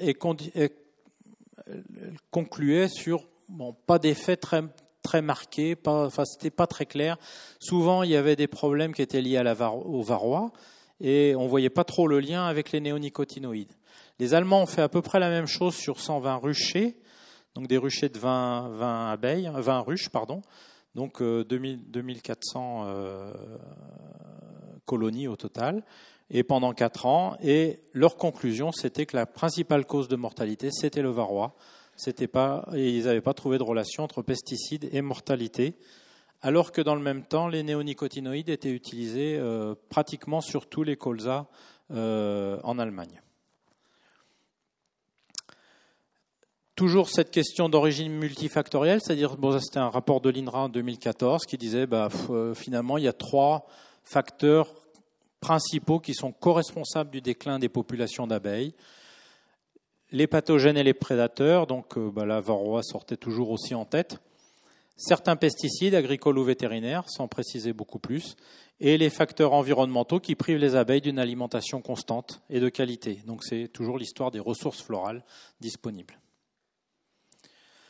Les Américains, alors eux c'est toujours à la hache. Donc c'est Obama qui en 2014 a dit moi j'en ai marre de ce débat, vous commencez à me fatiguer.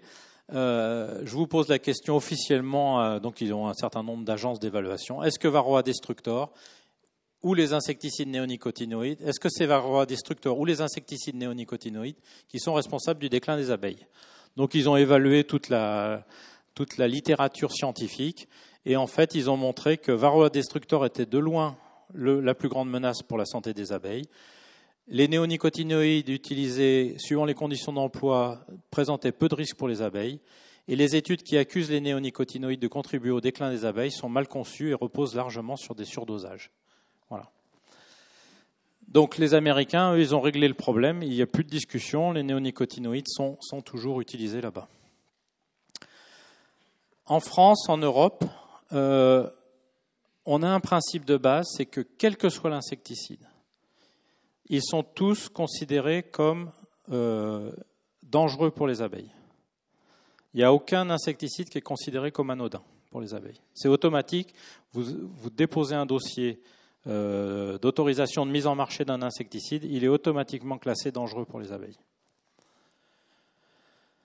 Et donc, on a sur tous les produits insecticides utilisés en France, ne pas appliquer durant les floraisons, ne pas utiliser alors oui, je ne vous ai pas parlé des productions d'exudats, juste rapidement, les pucerons, quand vous luttez, les pucerons produisent, les pucerons piquent les plantes, ils absorbent la sève.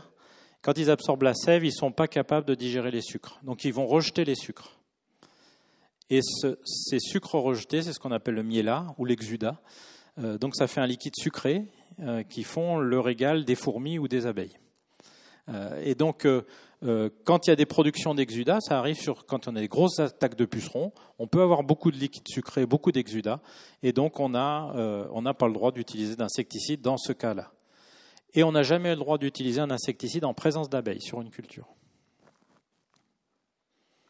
Alors vous allez me dire, oui, mais comment on sait qu'il y a des abeilles ou pas ? Ah, good question. Alors, suivant les périodes, oui, c'est vrai. Mais bon, disons dans les périodes où on a besoin parce qu'il y a des pucerons, par exemple, comment est-ce qu'on peut savoir qu'il n'y a pas d'abeilles ? On peut être sûr qu'il n'y a pas d'abeilles. Oui, par rapport à l'heure de la journée, tout à fait. Voilà, on traite en fin de journée. C'est la recommandation qui est donnée, c'est-à-dire qu'en fait, les abeilles ont besoin du soleil pour se repérer. Quand elles se déplacent, Quand elles vont sur leurs sources alimentaires, elles vont se repérer par rapport au soleil. Donc dès qu'il n'y a plus de soleil, dès qu'il fait nuit, les abeilles rentrent chez elles. Et donc on a peu de chances de les trouver sur les cultures. Et les recommandations d'emploi des produits dans ces cas-là, c'est d'utiliser, de les appliquer la nuit. La détermination de l'impact potentiel des insecticides est obligatoire partout dans le monde. Et en général, les études commencent en laboratoire. Elles peuvent être suivies dans des tests en tunnels, sous des tunnels, sur des cultures en fleurs cultivées dans des tunnels. Et puis ensuite, on passe aux tests en plein champ. Une espèce de gradation pour connaître le risque. Si vous avez un produit qui est extrêmement toxique en laboratoire, en général, ça s'arrête là. Et puis on ne continue pas la suite vis-à-vis du risque abeille. Alors il y a un point que je voudrais rappeler, mais que tous les gens qui connaissent un peu la toxicité ont entendu parler, c'est la notion de danger et de risque. Le risque, c'est le danger, c'est-à-dire la toxicité, là si on parle d'un produit pour les abeilles, et l'exposition. Alors, on a l'habitude de dire, par exemple, un cobra, c'est très dangereux. Par contre, la chance que vous soyez piqué par un cobra dans la mairie du 5e arrondissement, c'est relativement limité. C'est-à-dire que le cobra en lui-même, un grand danger, mais l'exposition au cobra dans la mairie du 5e, j'espère que... j'espère qu'il n'y en a pas, mais l'exposition au cobra dans la mairie du 5e arrondissement est peu probable. Donc le risque est quasiment nul. D'accord ? Et donc avec les abeilles, c'est la même chose qu'on va faire, c'est-à-dire qu'on va évaluer la toxicité du produit, donc son danger, et ensuite on va regarder dans quelles conditions l'abeille peut être en contact avec le produit. Et donc là, il y a tout un tas, je ne vais pas rentrer dans les détails, mais il y a beaucoup de caractères qui sont mesurés. Est-ce qu'il y a un contact direct quand on pulvérise ? Bon, ça, a priori, il n'y a pas de raison. Est-ce qu'il y a des résidus sur la culture ? Est-ce qu'on va en retrouver dans le nectar ? Est-ce qu'elles vont l'ingérer ? Est-ce qu'elles vont le ramener à la ruche ? Est-ce que quand... alors, les plantes ont l'habitude de transpirer un peu, ce qu'on appelle la guttation, c'est-à-dire qu'il y a une partie de l'eau qui va sourdre des feuilles. Et est-ce que cette eau est contaminée ? Est-ce qu'elle contient de l'insecticide ? Est-ce que ça présente un risque pour les abeilles ? Voilà. Donc tout ça, c'est évalué. Est-ce qu'il y a des effets sur les butineuses ? Est-ce qu'il y a des effets à l'intérieur de la ruche, sur le couvain ? Est-ce qu'on a moins de couvain quand on a traité que quand on n'a pas traité ? Est-ce qu'elle rentre autant de miel ? Est-ce qu'elle consomme du pollen ? Etc. Et puis, est-ce que tout ça, ça a un effet sur le comportement de la colonie ? Est-ce que la reine va continuer à pondre, va s'arrêter, pondre moins ? Est-ce que les mâles sont fertiles, pas fertiles, etc. Enfin voilà, tout ça, ça fait l'objet d'études qui sont assez lourdes, assez longues, mais qui sont nécessaires et obligatoires. Et l'objectif, c'est donc de montrer qu'il n'y a pas d'effet inacceptable sur les colonies. Bon, je reprends. Mortalité des abeilles adultes, l'activité de butinage, le développement du couvain, le comportement, la force de la colonie, la santé de la colonie, le stockage. Est-ce que, par exemple, la colonie est plus malade ?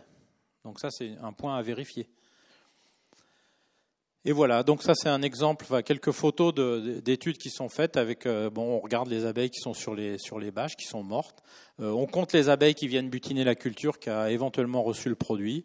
Voilà, donc c'est tout un tas d'observations. Alors, il y a une étude qui a été faite en France qui, en fait, a déclenché toute l'interdiction des néonicotinoïdes en France d'abord et puis en Europe. C'est une étude qui a été faite par l'INRA et par l'ACTA en utilisant ce qu'on appelle des puces RFID. C'est-à-dire qu'on mettait des puces sur des abeilles. Alors, c'est des puces électroniques qui permettent de les détecter, si vous voulez. On leur faisait absorber une solution d'un néonicotinoïde, avec une certaine quantité de néonicotinoïdes, et puis on les relâchait, et puis on voyait si elles retournaient jusqu'à la ruche. Et en fait, la dose qui avait été utilisée était une dose assez forte. Bon, en fait, c'est comme si on vous donnait une bouteille de whisky, voilà, un peu. On vous fait boire du whisky, et puis on vous met à 100 mètres de votre maison. Vous avez une chance d'y arriver. 500 mètres, ça devient déjà un peu plus dur. Puis 1 kilomètre, là, vous avez toutes les chances d'être dans le fossé. Donc, voilà, c'est ça le principe de cette étude. Alors, ils ont montré très clairement, dans le cadre de cette étude, c'est que le nombre de butineuses qui revenaient suite au traitement avec ce néonicotinoïde diminuait entre 10% c'était à 500 mètres, et puis 30% c'était à 1 kilomètre. Bon. En fait, d'abord c'était une nouvelle technologie qui a été mise au point par les chercheurs français, et qui est très, très intéressante sur le comportement de l'abeille, mais qui posait un problème de dose, c'est-à-dire que on était très au-dessus des doses qu'on avait traditionnellement en agriculture, qu'on observait. Et donc la question s'est posée, et donc les autorités ont dit bon, ok, votre étude elle est intéressante, elle pose des questions, mais il faudrait les refaire avec des doses qui sont plus proches de la pratique agricole. C'est-à-dire, au lieu de prendre du whisky, vous allez peut-être prendre un tout petit peu de whisky. Voilà. Et donc l'ANSES a demandé, l'ANSES c'est l'agence de sécurité sanitaire, des études en conditions agricoles avec des semences de colza traitées avec le néonicotinoïde à sa dose d'homologation. Et en fait, l'étude a montré qu'on avait plus d'abeilles ouvrières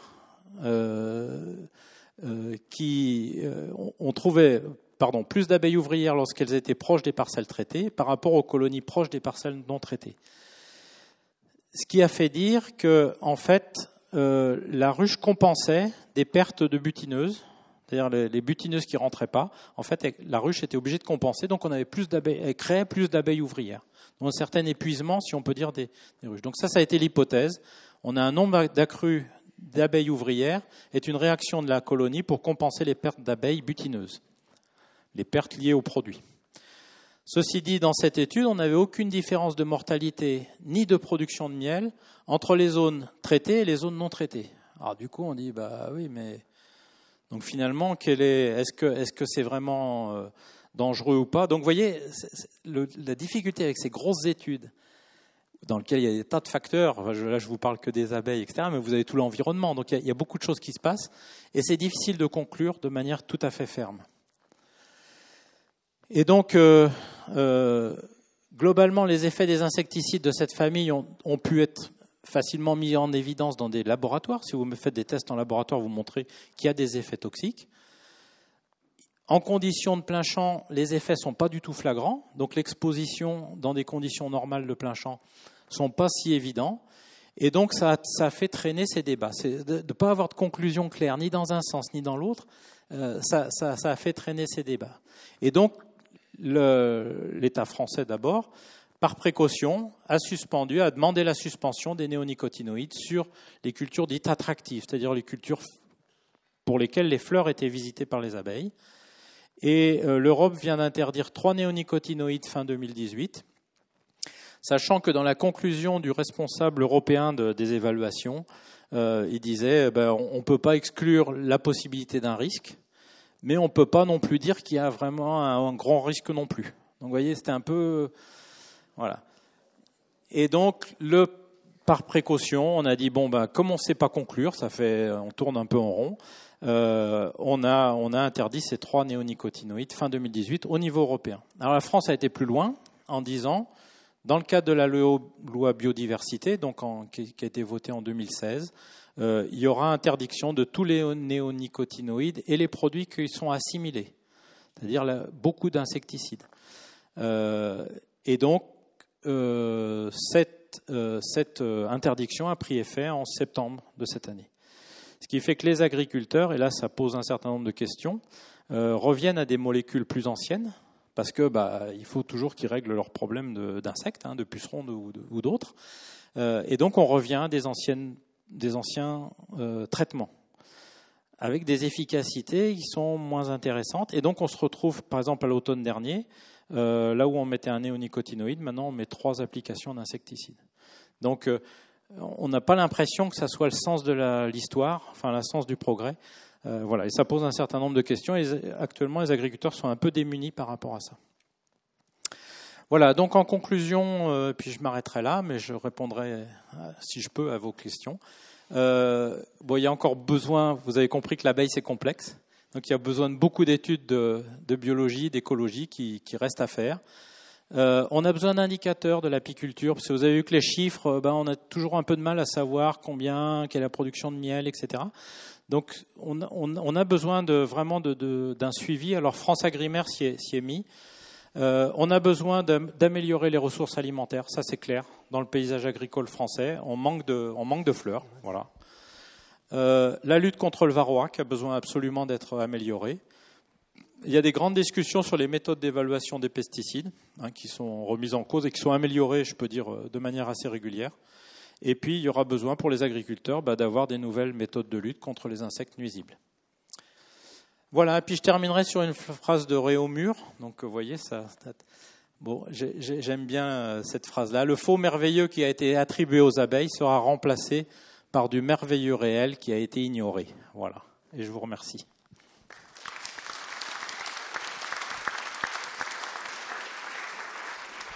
Oui, bonsoir. Vous avez survolé très rapidement les espèces d'abeilles et moi je suis dans le Perche par exemple. On a une abeille aujourd'hui qui s'appelle la Buckfast. Ah oui. Et donc je voulais savoir si vous aviez des études comparatives entre l'abeille noire, l'Apis mellifera, et la Buckfast qui a tendance à être plus productive et qui a tendance à essaimer et en fait à rendre marron les abeilles noires. Donc être dominante du point de vue génétique. Enfin, c'est apparemment ce qu'on a observé. C'est la première question. Deuxième, comme il n'y a pas beaucoup de questions, je vais les poser toutes à la fois. Une autre question en ce qui concerne donc les mortalités. Vous n'avez pas évoqué, vous avez parlé du syndrome d'effondrement des abeilles. Il y a quand même eu des études qui ont été faites qui ont démontré aussi que les ondes avaient des influences. Il y a aussi donc les ondes, les pylônes, les téléphones portables. Moi, je suis apiculteur amateur et j'ai eu l'occasion de vérifier qu'avec mon téléphone portable, elle n'aimait pas du tout. Et j'ai voulu les prendre en photo une fois et j'avais comme un essaim d'abeilles autour de la main. Donc j'ai très vite arrêté le téléphone. Et enfin, troisièmement, je voulais savoir si vous aviez une position par rapport à Pollinis, dont on voit beaucoup sur Internet, qui fait un tas de choses. Et donc je voulais savoir si vous aviez fait les études de Pollinis et ce qu'est Pollinis. Voilà. Merci pour ces 3 questions. Alors, pour la Buckfast. La Buckfast, Buckfast, c'est le nom d'une abbaye en Angleterre. Au début du XXe siècle, fin du XIXe, début du XXe, les abeilles ont été attaquées par un acarien, un petit acarien qui se mettait dans les trachées respiratoires des abeilles, et ça a causé des effondrements de population d'abeilles dans le nord de l'Europe, grosso modo, et en Angleterre. Donc, dans l'abbaye de Buckfast, il y avait un frère, le frère Adam, qui s'est dit, on ne peut pas continuer avec ça, et puis qui cherchait à améliorer la génétique des abeilles d'une manière générale. Donc il est parti, il a fait tout le tour de l'Europe, et puis il s'est mis à croiser les différentes races. Alors la Buckfast, c'est pas une abeille différente, c'est pas une espèce différente, c'est une race différente.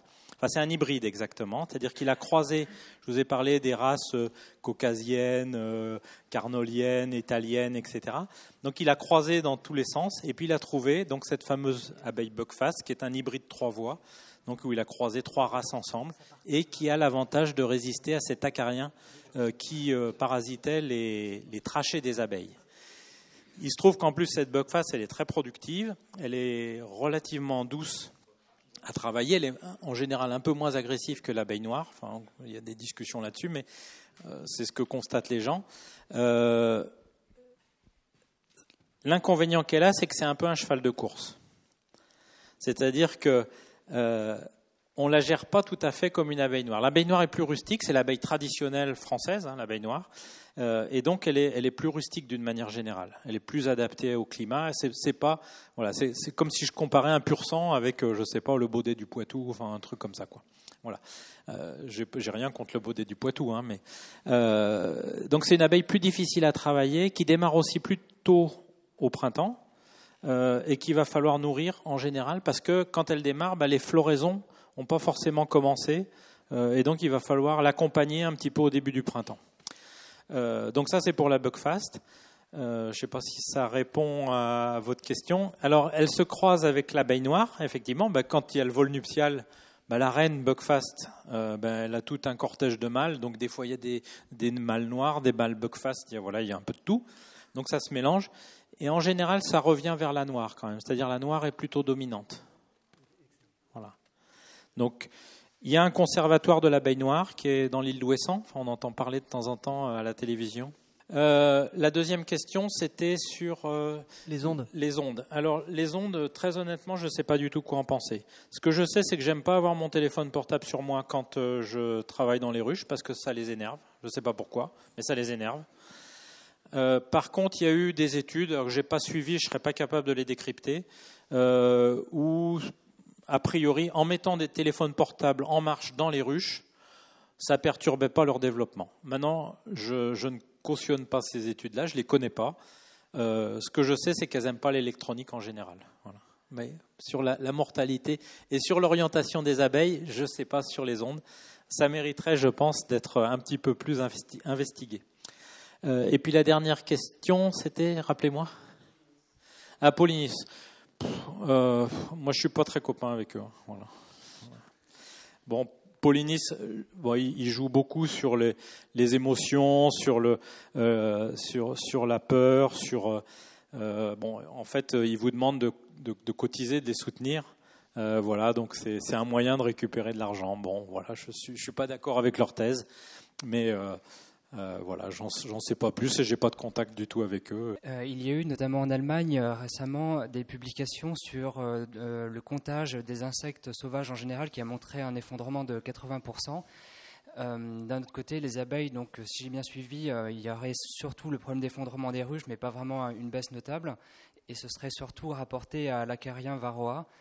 Est-ce qu'il y a des gens qui ont réfléchi à le rapport entre l'effondrement des insectes sauvages et les abeilles, sachant que le varroa, a priori, est spécifique des abeilles? Alors, le varroa est spécifique effectivement des abeilles. Donc, il n'y a pas de lien entre l'effondrement des insectes rapportés en Allemagne et le varroa. Enfin, s'il y en a un, il est vraiment... Non, je ne pense pas qu'il y en ait. Voilà. Par contre, sur cette étude allemande, elle est très challengée parce que, en fait, quand on regarde sérieusement cette étude, on va vraiment dans le détail des résultats. En fait, ils ont bien choisi leurs années. Voilà, on va dire comme ça. Je ne sais pas si vous vous rappelez de l'année 2014, mais c'était une année très froide. Le printemps a été très froid. On a eu d'ailleurs, les apiculteurs le savent. Ça a été une année difficile. L'année 2014, il y a eu très peu de production de miel. Essentiellement à cause de ce printemps très froid et qui a duré jusque pendant le début de l'été. Donc la multiplication d'insectes d'une manière générale a été compliquée en 2014. Donc si vous prenez une année où il y a eu beaucoup d'insectes et puis vous faites un deuxième point en 2014 où il y avait très peu d'insectes, vous avez une chute de 75%. Voilà. Mais elle est très, très challengée, y compris par la Société entomologique allemande. Les conclusions de cette étude sont très, très, très discutables. Voilà. On remercie encore Monsieur Fougeroux. Merci d'avoir regardé cette vidéo. Pour être informé des prochaines conférences APHIS en ligne, n'hésitez pas à vous abonner sur notre chaîne YouTube. Nous vous rappelons également que vous pouvez retrouver le dernier numéro de la revue de l'APHIS Sciences et Pseudosciences en kiosque et sur notre boutique en ligne, ainsi qu'accéder gratuitement à tous les anciens numéros sur notre site internet aphis.org et sur notre application smartphone APHIS Sciences. De plus, si vous souhaitez soutenir notre association, vous pouvez également adhérer via notamment notre site internet. Encore merci, au revoir.